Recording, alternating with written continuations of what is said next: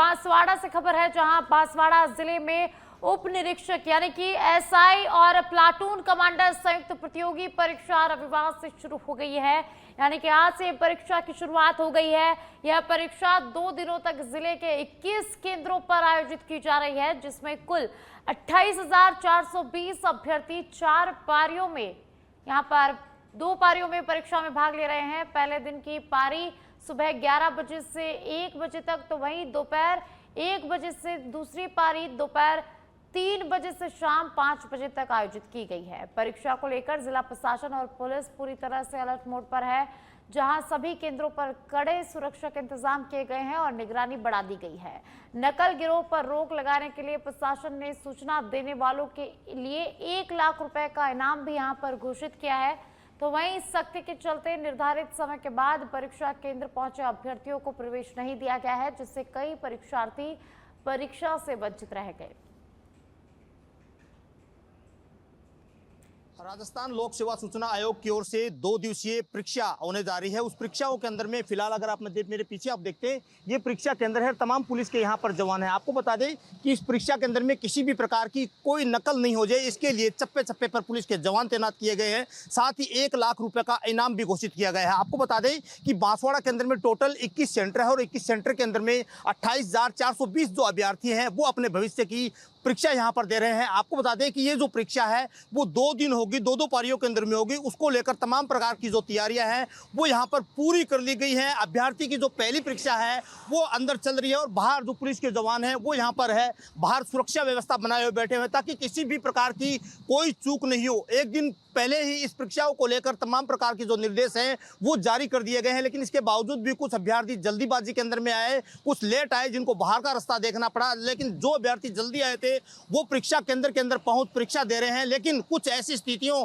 के अंदर में जो ब्लैक कपड़े थे या फिर दुपट्टे जिनके लिए मना बोला गया था, इसके बावजूद जो लेकर आए गए थे उनको यहाँ पर जाँच के बाद पुलिस के जवानों द्वारा बाहर रखवाया गया है। तो राजस्थान सरकार की ओर से जो परीक्षा होने जा रही है उस परीक्षा के अंदर में किसी भी प्रकार की कोई लापरवाही नहीं हो, क्योंकि पेपर लीक मुद्दा है वो राजस्थान के अंदर में बहुत ज़्यादा था। इसको लेकर सरकार ने पूरी तरह सतर्कता बरते हुए इस परीक्षा का आयोजन करवाया जा रहा है ताकि किसी भी प्रकार की कोई लापरवाही नहीं हो, किसी भी प्रकार की कोई चूक नहीं हो। इसके लिए परीक्षा केंद्रों पर यहाँ पर पुलिस के जो जवान हैं उनको तैनात किया गया है। जो भी अभ्यर्थी परीक्षा देने के लिए आए गए थे उन अभ्यर्थियों को बारीकी से चेक कर परीक्षा केंद्र के अंदर भेजा गया है। कैमरा पर्सन धनराज के साथ किशन सेन, सच में धड़क के लिए बांसवाड़ा।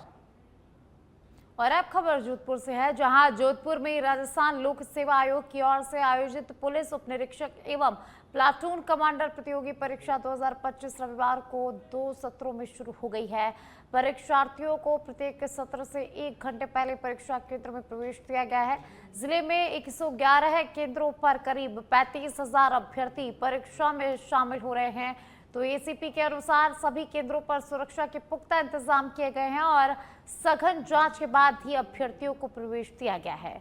किसी भी संदिग्ध गतिविधि पर तुरंत कार्रवाई के निर्देश दे दिए गए हैं। परीक्षा से पहले पुलिस कमिश्नर ने अधिकारियों के साथ बैठक कर व्यवस्थाओं की समीक्षा की थी और सुबह से ही केंद्रों पर अभ्यर्थियों की भारी भीड़ देखी गई, जहां पुलिस द्वारा डिटेक्टर से तलाशी ली गई है और निष्पक्ष परीक्षा सुनिश्चित करने के लिए विभिन्न एजेंसियों को तैनात भी यहां पर किया गया है।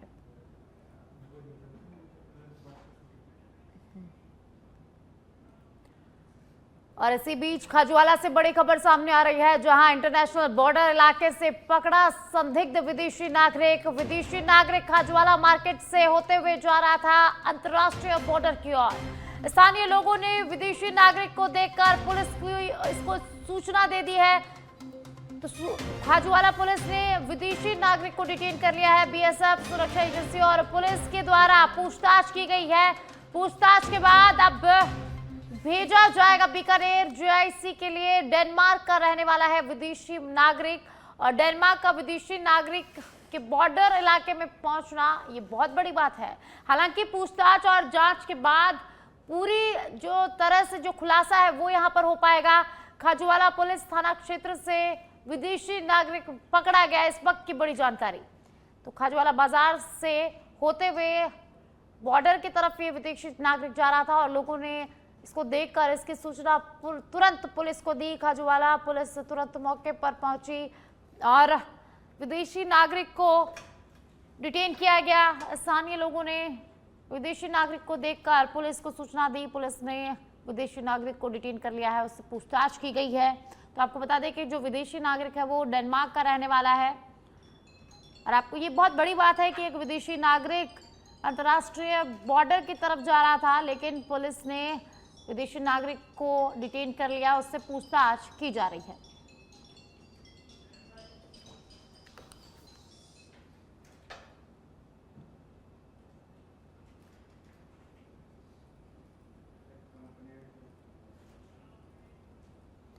और अब खबर भरतपुर के बयाना से है, जहां ब्रह्माबाद गांव में पिछले 36 घंटे से बिजली आपूर्ति ठप होने के कारण ग्रामीणों का जनजीवन पूरी तरह से अस्त व्यस्त हो गया है। भीषण गर्मी में बिना बिजली के लोग परेशान हैं, तो वहीं बिजली नहीं होने से पेयजल संकट भी यहां पर गहरा गया है। हालात ऐसे हैं कि ग्रामीणों को हैंडपंपों पर लंबी कतारों में खड़ा होना पड़ रहा है और महिलाएं और बच्चे दूर दराज से पानी भरकर लाने को मजबूर है। इसका असर पशुओं पर भी पड़ रहा है, जिन्हें समय पर पानी नहीं मिल पा रहा। ग्रामीणों का आरोप है कि कई बार शिकायत करने के बावजूद कोई सुनवाई नहीं हो रही और अधिकारी फोन तक रिसीव नहीं कर रहे हैं।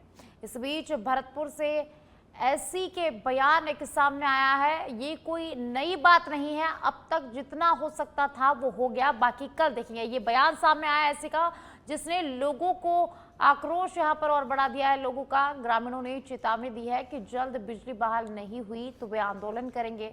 हालांकि प्रशासन की ओर से अभी तक कोई ठोस आश्वासन यहाँ पर नहीं मिला है, जिससे लोगों में भारी नाराजगी देखी जा रही है।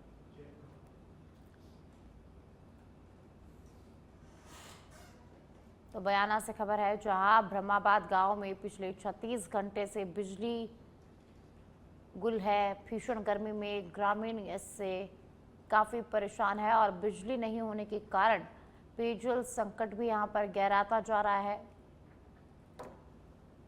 कल दिन बार कंप्लेंट कर दी, अधिकारियों से भी संपर्क किया तो अधिकारी ना तो कोई सुनवाई कर रहे हैं और ये कहते हैं कि जब फोन करते हैं तो क्या होगी जब होगी। कितना टाइम हो गया लाइट नहीं आ रही है? 2 दिन हो गए। 2 दिन से लाइट नहीं आ रही है। अभी आप कहाँ जा रहे हो? पानी भरने जा रहे हैं साहब। कितनी दूर से लेके आ रहे हो? 5 किलोमीटर पड़ता है यहाँ से। नदी के पास में एक हैंडपंप है, वहाँ से पानी लेने जा। हाँ भाई साहब, ITI में पूरे पेड़ सूख गए, लाइट नहीं आ रही है, घास सूख गई, पूरा पार्क ही खराब हो गया हमारा। क्या करें, और बच्चों की पढ़ाई ठप हो गई है, लाइट भी नहीं आ रही है 2 दिन से, क्या करें। और अब बीकानेर के महाजन से खबर है, जहां 1 किलो अफीम के साथ एक आरोपी को गिरफ्तार किया गया है। महाजन पुलिस की बड़ी कार्रवाई सामने आई है। महाजन पुलिस ने बड़ी कार्रवाई को अंजाम दिया है। तस्करी में प्रयुक्त गुजरात नंबर की कार को भी पुलिस ने जब्त कर लिया है। नाकेबंदी पर चेकिंग के दौरान पुलिस को बड़ी सफलता हाथ लगी है। कार से 1 किलो 19 ग्राम अफीम बरामद हुई है। आरोपी से पूछताछ पे आप बड़े खुलासे हो सकते हैं। तस्करी नेटवर्क से जुड़े अन्य लोगों की तलाश लगातार जारी है। तो पुलिस की सतर्कता से बड़ी सप्लाई यहां पर नाकाम हुई है। गुजरात नंबर की कार से तस्करी हो रही थी, तो NDPS एक्ट के तहत मामला दर्ज कर लिया गया है और जांच जो है वो तेज कर दी गई है। अवैध मादक पदार्थों के खिलाफ लगातार पुलिस का अभियान जारी रहेगा। महाजन थाना अधिकारी भजनलाल लावा ने जानकारी साझा की है। तो बीकानेर के महाजन से बड़ी खबर है। महाजन में पुलिस की बड़ी कार्रवाई सामने आई है। पुलिस ने बड़ी कार्रवाई की है, तो पुलिस ने एक तस्कर को गिरफ्तार किया है। इसी के साथ 1 किलो 19 ग्राम अफीम बरामद हुई है और पुलिस ने सप्लाई में प्रयुक्त कार को भी जब्त कर लिया है और लगातार आरोपी से पूछताछ की जा रही है।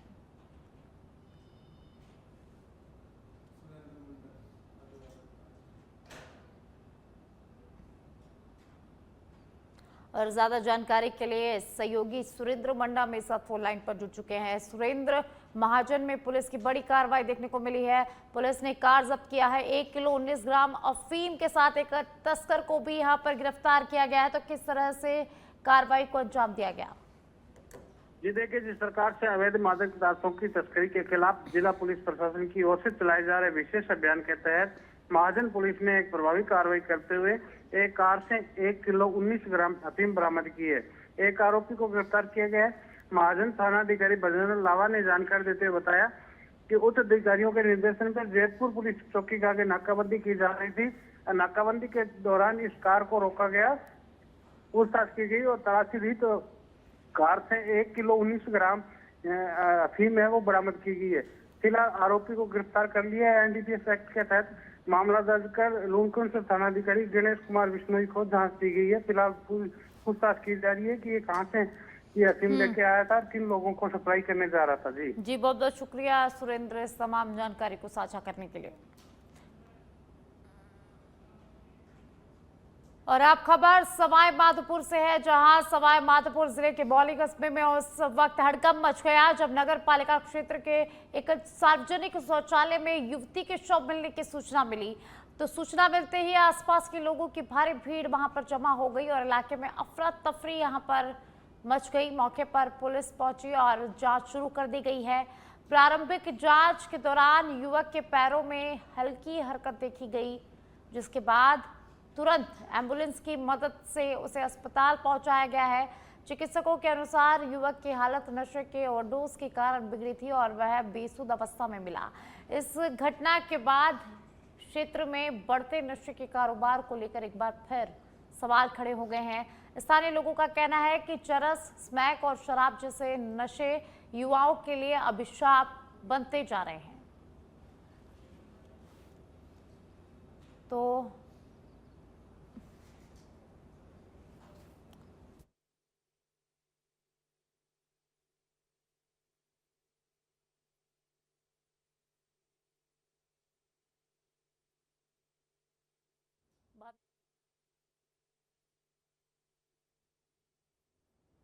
और आप खबर बीकानेर के छतरगढ़ से है, जहां शादी का झांसा देकर लाखों की ठगी हुई है। दुल्हन अब फरार हो गई है।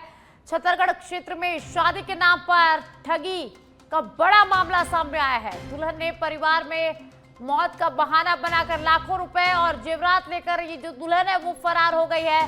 पीड़ित पक्ष के अनुसार शादी के लिए दिए गए थे 1,85,000 रुपए और गहने। घटना के बाद संपर्क करने पर मोबाइल नंबर ब्लॉक कर दिए गए हैं और जब पीड़ित आरोपी के पास पहुंचे तो सभी लोग मुकर गए, पैसे लौटाने से इनकार कर दिया।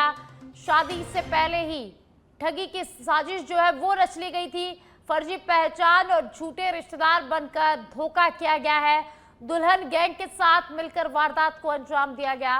पुलिस ने दुल्हन सहित 11 लोगों पर मामला दर्ज कर लिया है। मामले की जांच एएसआई काशीराम कस्बा कर रहे हैं। मामला छतरगढ़ थाने में दर्ज है और पुलिस पूरे मामले की जांच में जुट गई है।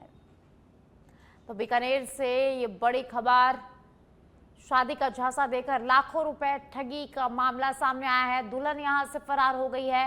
तो छतरगढ़ में शादी के नाम पर ठगी की गई है। मौत का बहाना बनाकर लाखों रुपए और जेवरात लेकर फरार हो गई है दुल्हन और अब पुलिस पूरे मामले की जांच में जुट गई है।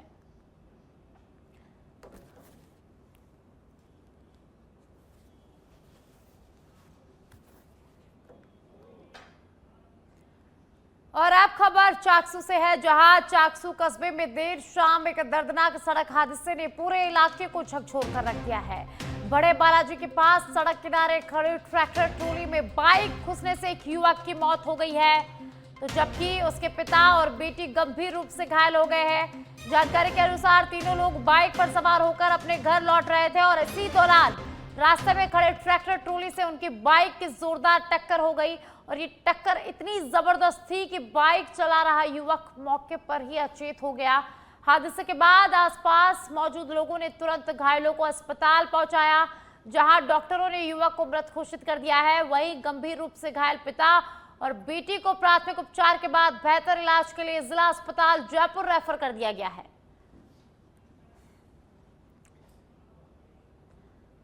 और अब खबर बीकानेर के खाजूवाला से है, जहां खाजूवाला क्षेत्र में ओलावृष्टि से फसलों को भारी नुकसान हुआ है। प्रशासन ने विशेष सर्वे यहां पर शुरू कर दिया है, तो यहां पर जायजा लिया गया है। हजारों हेक्टेयर में खड़ी फसल बर्बाद हो गई है। किसानों ने मुआवजे की मांग तेज कर दी है। विधायक डॉक्टर मेघवाल ने कहा कि किसानों को जल्द मुआवजा मिलेगा। राजस्व विभाग की टीम गांव-गांव पहुंची, नुकसान का आकलन लगातार किया जा रहा है। कई गांवों में 70 से 90% तक की फसल खराब होने की आशंका। गेहूं, चना और इसबगोल की फसल को सबसे ज्यादा नुकसान हुआ है। एसडीएम पंकज गढ़वाल के नेतृत्व में राजस्व टीम मौके पर पहुंचकर किसानों से जानकारी ले रही है। सरकार को विस्तृत रिपोर्ट भेजी जाएगी। किसानों को राहत दिलाने के लिए प्रशासन सतर्क नजर आ रहा है और जल्द ही गिरदावरी पूरी कर मुआवजा प्रक्रिया यहां पर शुरू हो जाएगी। खाजवाला के 9 पटवार मांडलों में नुकसान हुआ है।